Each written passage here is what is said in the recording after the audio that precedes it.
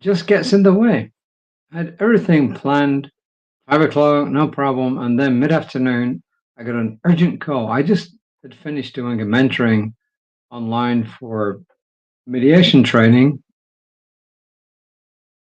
I thought that was it. And then I got an urgent call. There was another mediation training later in the day. They needed another mentor. Why? Because somebody's power had gone out. Well, I volunteered, but it was good. It was a good experience once again. So anyway, there we are. We're back with Raymont Anderson again today. We may switch around a little bit during the course of the month, depending on what the subject matter is. So anyway, here we are. This is what he's got to say. He says, he asked the question, why so many flags? Then he quotes Sun Tzu in The Art of War. You've probably heard of that, right? The Art of War? I think so.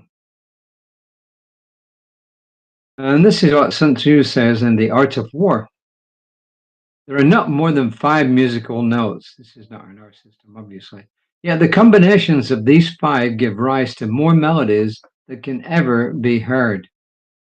There are not more than 5 primary colors, yet in combination they produce more hues than can ever be seen. In other words, from a small number, you get multiple numbers when you mix them all up. And this is Ernest Holmes in A Holmes Reader on Meaning on page 49. A Holmes Reader on Meaning on page 49. Perception of unity sees through all differences to one universal sameness.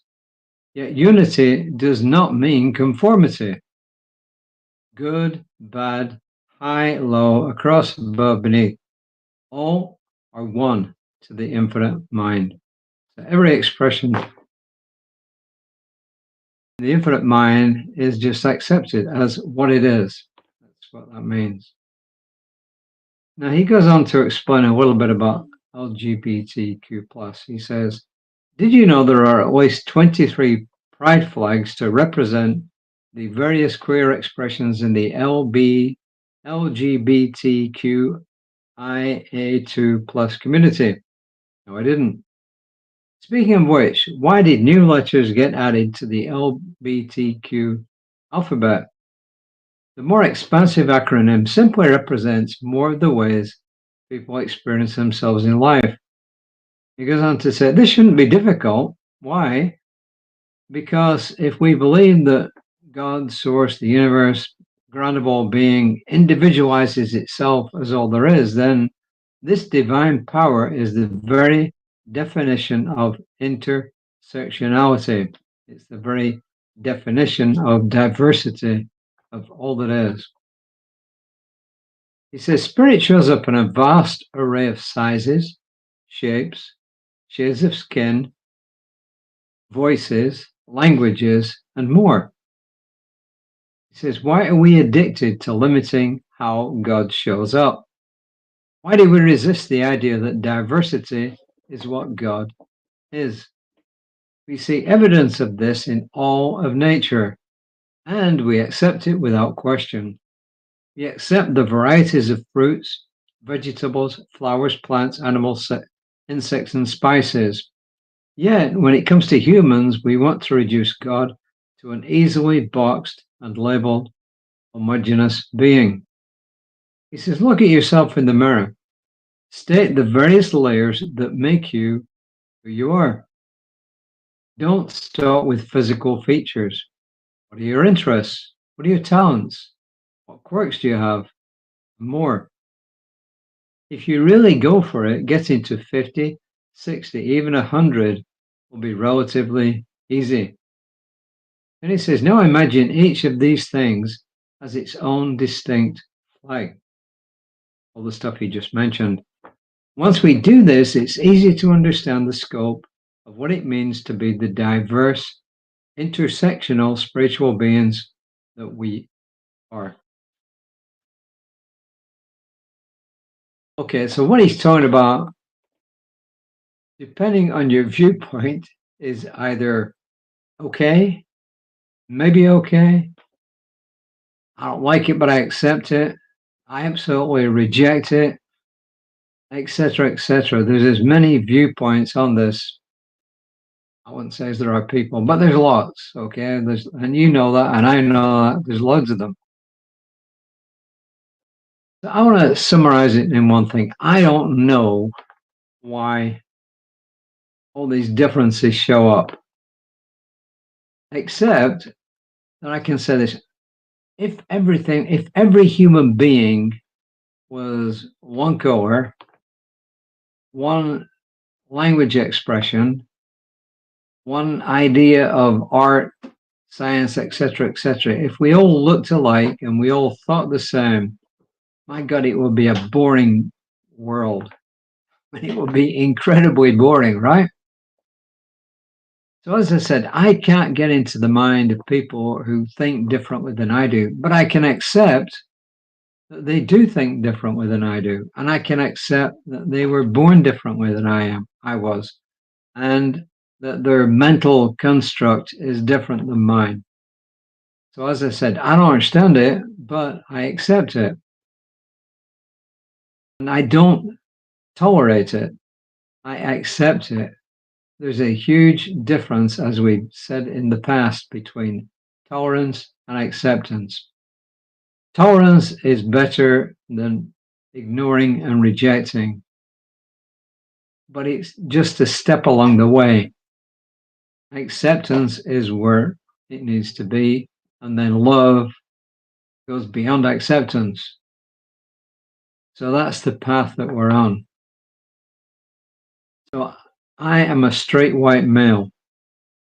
I see life through the lens of a straight white male born in Europe, actually born in the British Isles. That's how I started seeing life. As I moved around the world, I started to see things in different ways. I lived in the Middle East. I got to see the Middle East kind of through Middle Eastern eyes, at least not completely Western eyes. I went to the Netherlands and I started to see things somewhat through a Dutch lens. I came to America, initially Georgia and then Texas, and I started seeing things through a different lens again.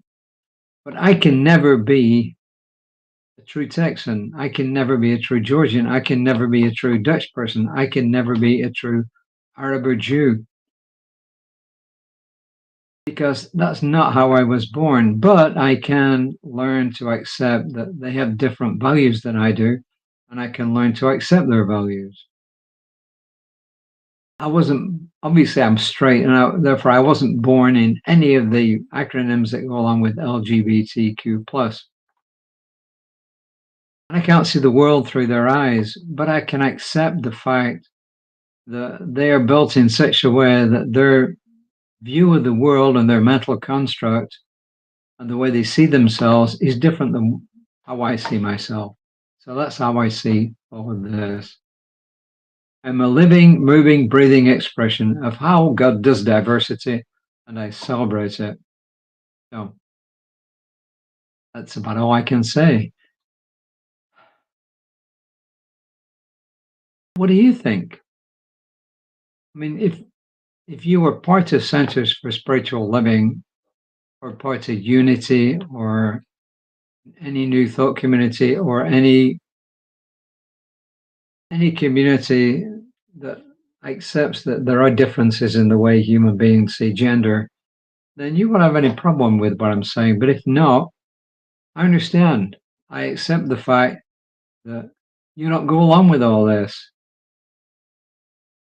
And I accept what goes on here. So, but it doesn't mean to say I cannot accept you for who you are. And it wouldn't stop me loving you, but it would stop me agreeing with you. So, yeah, that's what I have to say. I'm not going to get all preachy for the rest of the month. Any day I think that things are getting too preachy, I'm going to go into something else. Why?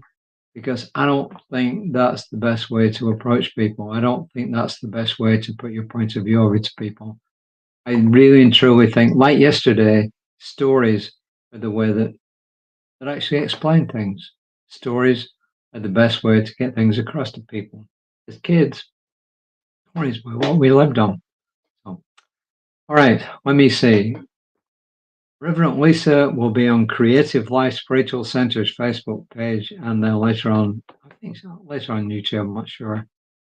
Tomorrow, she will be live at 9:15. If you miss any of these recordings, you can get them once again on the channel that you saw them on.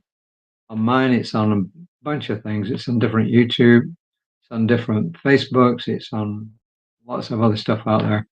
So wherever you saw this, you can go back to it again. And as I said, I don't ask you to accept my point of view, but I ask you to be open to the fact that it is my point of view and I have a right to it, just as I accept that you have a right to your point of view, even though I may not agree with it. So anyway, that's it. That's all I got to say. Probably spoke too much. Till next time. Namaste.